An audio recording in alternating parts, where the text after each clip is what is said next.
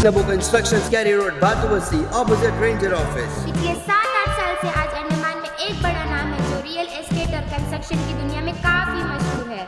Andaman and Nicobar के कई द्वीपों में नबो कंस्ट्रक्शन से जमीन की लेन देन की है। इसमें खास बात यह है कि नबो कंस्ट्रक्शन से अगर आप जमीन लेते हैं तो पूरी कानूनी प्रक्रिया करने की जिम्मेदारी नबो कंस्ट्रक्शन लेती है। पब्लिक फीडबैक भी एक्सीलेंट है क्योंकि नबो कंस्ट्रक्शन अपने कमिटमेंट पर हमेशा खरी उतरी है। न सिर्फ ट्रक, इटाची या पिकअप्स बल्कि नबो कंस्ट्रक्शन के अपने मजदूर, आर्किटेक्ट, इंजीनियर, मशीन मिस्त्री भी है जो कहे समय पर आपके ऑर्डर्स को पूरा करती है। एक एक जमीन को पूरे लीगल डॉक्यूमेंट के साथ ग्राहकों को दी है, जिस वजह से आज तक नबो कंस्ट्रक्शंस पर कभी उंगली नहीं उठी। जब पूरा देश कोरोना की चपेट में बंद पड़ा था, नबो कंस्ट्रक्शन के हर एक स्टाफ को पूरी सैलरी में रखा गया।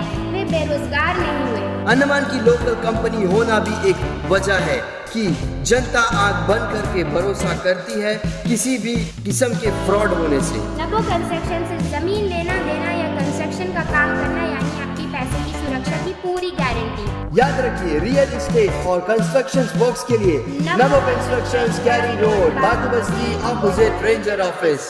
अरुण्स फर्टिलिटी एंड आईवीएफ सेंटर।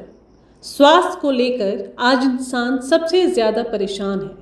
महिलाओं की गायनिक समस्याओं का संपूर्ण समाधान के लिए अरुण्स फर्टिलिटी एंड आईवीएफ सेंटर अब आपको प्रेगनेंसी प्लानिंग से लेकर डिलीवरी तक की सभी ज़रूरी जानकारी व किसी भी प्रकार के इलाज व दवाइयों के लिए अरुण्स फर्टिलिटी एंड आईवीएफ सेंटर। अब आपको लाखों रुपए खर्च कर मेनलैंड जाने की भी ज़रूरत नहीं।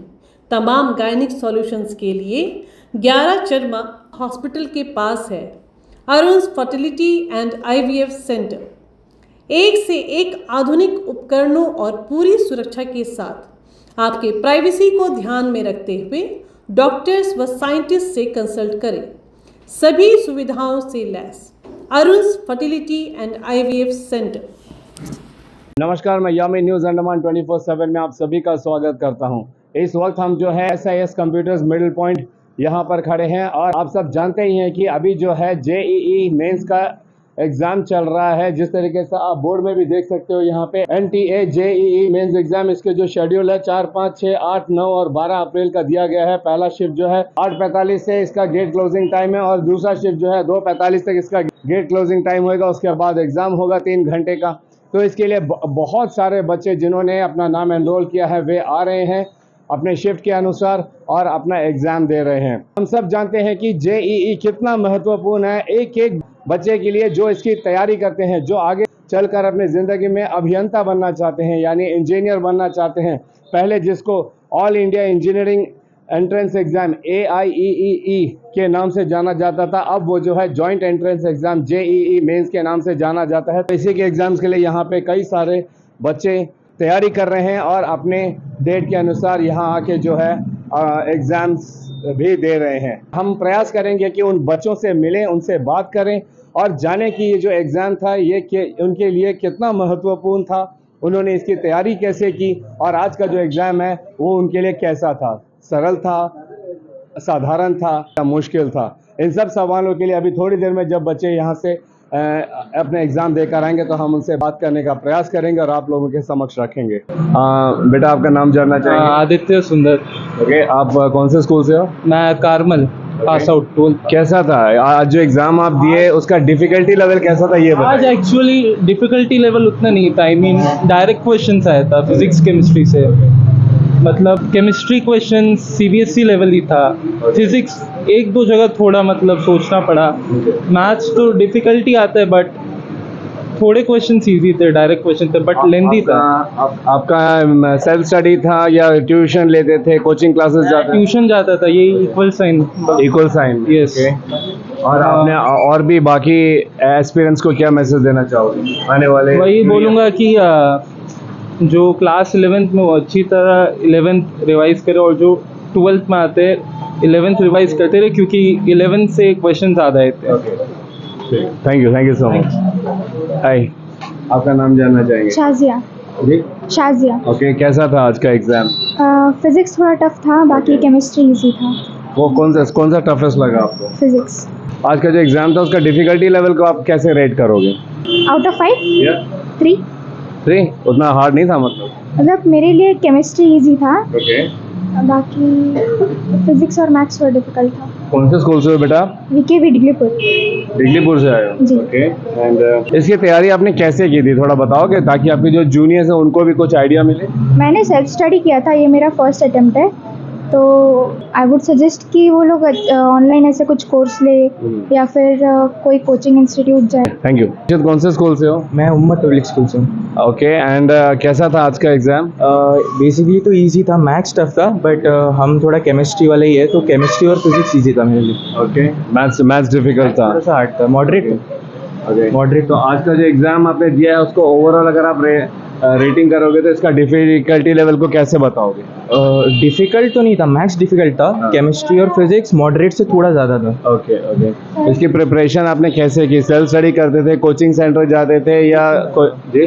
कोचिंग जाता था, मेरा कहाँ पे? इंस्टीट्यूट है, कौन सी, ऑनलाइन जाता था, PW से करा हूँ। Okay okay. आप अपने पढ़ाई का जो टाइम मैनेजमेंट है उसको कैसे मैनेज करते थे? पहले तो स्कूल था तो रात को ही करते थे, नाइट स्टडी करते थे। Okay. फिर जब से छुट्टी हो तो आदत हो गया था नाइट स्टडी का, तो नाइट स्टडी करते थे वो टाइम पे। जूनियर्स जो आगे JEE का एग्जाम देने वाले उनको कुछ टिप्स या मैसेज देना चाहोगे अक्षर?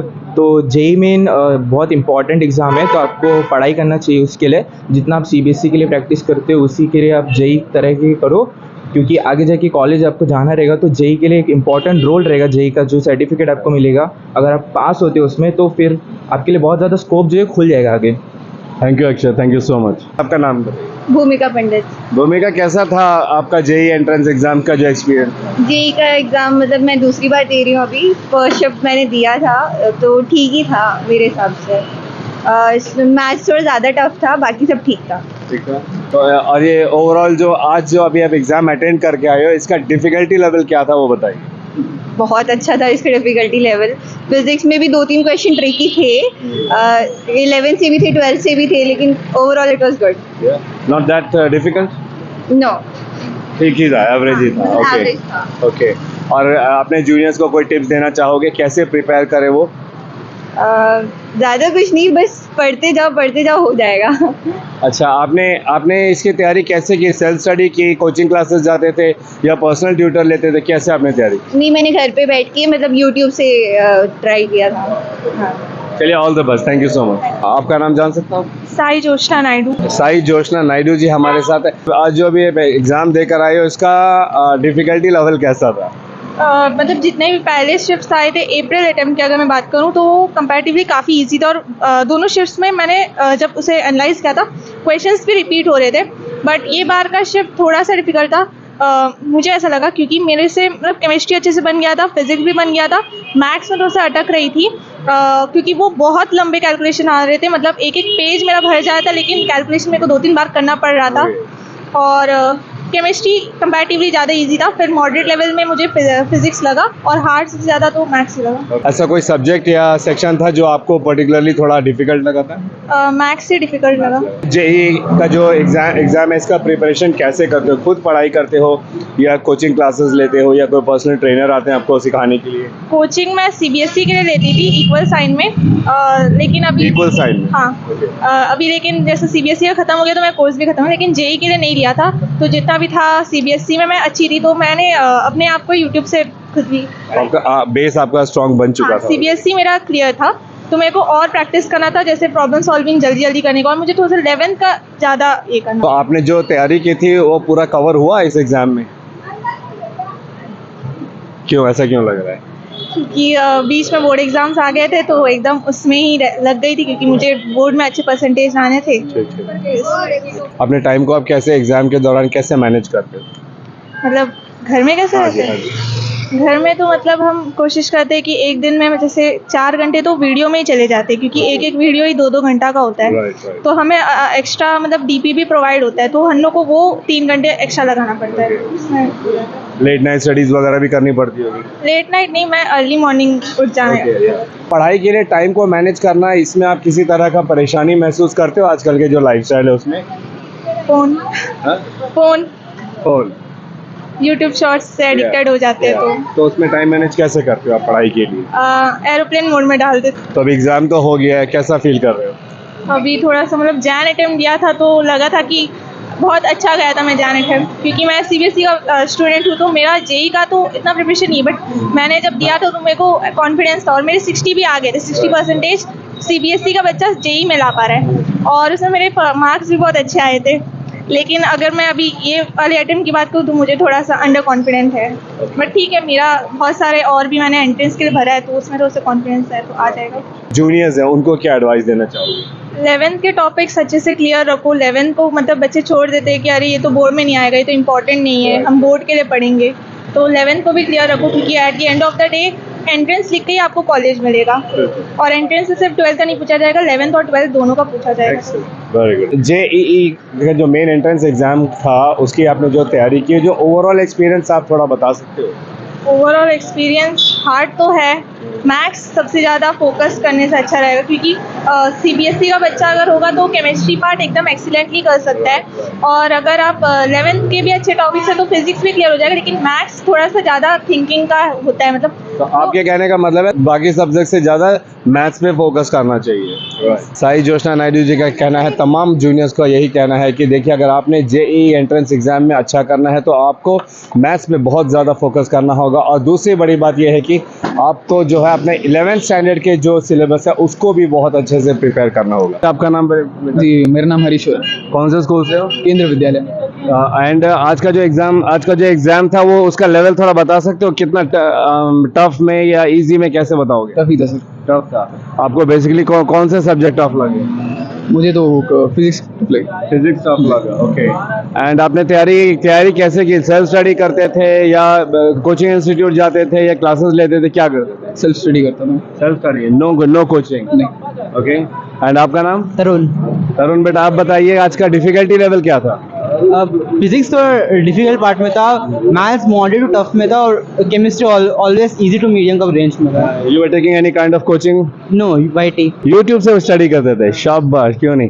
अच्छा, आपने आगे और भी आपके जो जूनियर्स है वो भी एग्जाम लिखेंगे आगे, उनको कुछ टिप्स या मैसेज देना चाहोगे आप? अगर 12th में आते तो ये मत सोचना कि 11th खराब हो गया, 12th पोर्शन ज़्यादा आता है, तो 12th में ज़्यादा फोकस करेंगे तो जे निकल जाएगा। एक बच्चा तो कह रहे थे कि 11th से ही तैयारी शुरू कर देनी चाहिए, क्योंकि बहुत सारा जो क्वेश्चन था वो 11th के सिलेबस के बेस पे था, तो आपका बेस स्ट्रॉन्ग रहेगा तभी आप इसमें अच्छा कर पाओगे। नहीं, ऐसा हाँ ज़रूरी, 11th तो बहुत ज़रूरी है, बट अगर कोई स्टूडेंट 12th का आता है जो 11th एकदम ही खराब है तो 12th में ज़्यादा फोकस करना कि 11th में। 11th ऑब्वियसली इम्पोर्टेंट ही है। कॉम्पिटिशन 40% वही आता है। अपना नाम बताइए। रीबा। जी, रीबा। आप पढ़ाई कैसे करते थे, मतलब अपना टाइम मैनेजमेंट कैसे प्रिपेयर करते थे आप? तो मेरा स्कूल भी होता था और कोचिंग भी होता था, तो कोचिंग पहले घर आती थी, उसके बाद कोचिंग होता था, तो 8 से 12 बजे तक तो पढ़ाई होती थी। उसके बाद मतलब छुट्टी के वक्त तो मेरा पढ़ाई 3 बजे तक तो चलता था। तो सेल्फ स्टडी करते थे, कुछ क्लासेस कहीं जाते थे, क्या करते थे? कोचिंग जाते थे, मोमेंटम जाती थी। तो ये थे हमारे साथ कुछ बच्चे जो अभी जो है जेईई मेंस एंट्रेंस एग्जाम्स दे कर आए हैं, और उन्होंने जो है इस एग्ज़ाम से जुड़ी कुछ बातें हम लोगों को बताई, और साथ में आने वाले जो जूनियर है, जो जेईई एस्पिरेंट्स है, उन बच्चों को भी उन्होंने टिप्स दी है कि किस तरीके से वे तैयारी करें, और उन्हें आज का एग्ज़ाम उन्हें कैसा लगा, क्या वो डिफ़िकल्ट था, नहीं था, क्या उन्होंने इसका प्रिपरेशन कैसे किया, और पढ़ाई का जो टाइम मैनेजमेंट है वो कैसे प्रिपेयर करते थे, और कहाँ से कोचिंग वगैरह लेते थे या सेल्फ स्टडी करते थे, ये सारी बातें इन बच्चों ने हमें बताया। जेईई यानी जॉइंट एंट्रेंस एग्जाम, जो कि बहुत ही महत्वपूर्ण होता है इंजीनियरिंग की दुनिया में। अभी अगर आप किसी भी प्रकार के फ्यूचर में जाके अभियंता बनना चाहते हो तो उसकी तैयारी आपको क्लास 9 से ही शुरू कर देनी चाहिए। अगर आप इसको गंभीरता से लेते हो तो क्लास 9 से ही इसकी अगर आप अपना बेस बनाते हो तो फिर आपको आगे चलकर ऐसे एग्जाम्स में सक्सेसफुल होने का ज़्यादा मौका मिलता है। खासकर 11th और 12th के सब्जेक्ट को तो आप लोगों को बहुत ही गंभीरता से लेने की ज़रूरत पड़ेगी, और बहुत अच्छी स्टडी करनी पड़ेगी, जो जैसे ये बच्चे भी बताते हैं। हर किसी का सपना होता है जब वे पढ़ाई कर रहे हैं तो आगे चलकर वो बेहतर से बेहतर कर पाएँ, ताकि अपने आगे के भविष्य को भी बेहतर बना सके, एक अच्छी नौकरी पाकर, एक अच्छी पद पर आकर। डॉक्टर इंजीनियर बनना बहुत लोगों का सपना होता है, और अगर आप भी उनमें से हैं जो चाहते हैं कि इंजीनियरिंग में आगे बढ़े, एक बेहतर इंजीनियर बने, तो आपको इसकी तैयारी अभी से करनी चाहिए। हम इन तमाम बच्चों को ढेरों शुभकामनाएं देते हैं कि वे अपने इस एग्जाम में सफल होएं और देश के विकास के लिए भी काम करें। और आगे भी जो जो बच्चे इसकी तैयारी कर रहे हैं, अभी 4 या 5 मई को NEET का भी एग्जाम होने वाला है। हम उन बच्चों को भी ढेरों शुभकामनाएं देते हैं, ऑल द बेस्ट कहते हैं, ताकि वो बेहतर से बेहतर प्रिपरेशन कर सके और एग्जाम में सफलता पा सके, ताकि आगे चलकर वे जो है देश के अच्छे डॉक्टर्स भी बन सके। और अंत में मैं आप सब लोगों से गुजारिश करूंगा कि अभी हमारे द्वीपों में जो है पहले चरण का चुनाव 19 अप्रैल को होने वाला है। एक खास गुजारिश तमाम द्वीपवासियों से और उन सारे बच्चों से भी जो वयस्क हो चुके हैं, यानी 18 बरस के ऊपर हो चुके हैं, 19 अप्रैल को अपने निकटतम मतदान केंद्र में जाएं और वहां पे अपना मतदान जरूर करें। ये उतना ही इम्पोर्टेंट है जितना आपका ये एग्जाम, जितना आपकी जिंदगी का हर महत्वपूर्ण चीज, क्योंकि इससे हमारी सरकार बनती है, इससे हम सब की जिंदगी, हम सब का भविष्य जुड़ता है। तो ये बहुत जरूरी है कि प्रत्येक द्वीपवासी, प्रत्येक भारतवासी इस वक्त जो है लोकसभा 2024 के इलेक्शन में अपना मतदान जरूर दे। कृपया अपना एक वोट भी आप लोग बेकार जाने ना दे। एक वोट का बहुत महत्व होता है, इस चीज को समझे। हम धन्यवाद करेंगे स्वीप के तमाम कर्मचारियों को जो पूरे अंडमान निकोबार में अलग अलग तरीके से जो है इसका प्रचार प्रसार कर रहे हैं, ताकि हम लोग जो है जागरूक हों और मतदान के महत्व को समझें। तो ये हमारा भी कर्तव्य बनता है कि हम इसको समझें और एक जिम्मेदार नागरिक होने के नाते 19 अप्रैल को अपने निकटतम मतदान केंद्र पहुंचे और मतदान जरूर करें। इसी उम्मीद के साथ और कैमरा पर्सन दीपिका सोनी के साथ मैं यामीन, न्यूज़ अंडमान 24/7। नमस्कार।